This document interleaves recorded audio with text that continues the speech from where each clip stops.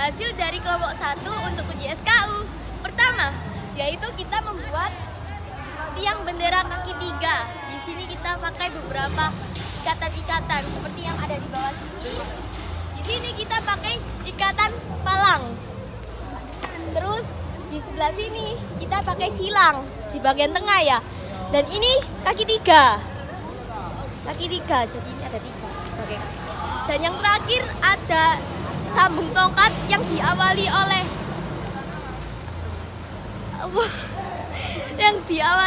palang.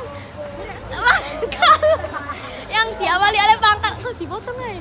Diawali pangkal dan diakhiri mati. Oke. Sekian itu saja dari kelompok 1. Bye bye. Terima kasih Mugundi.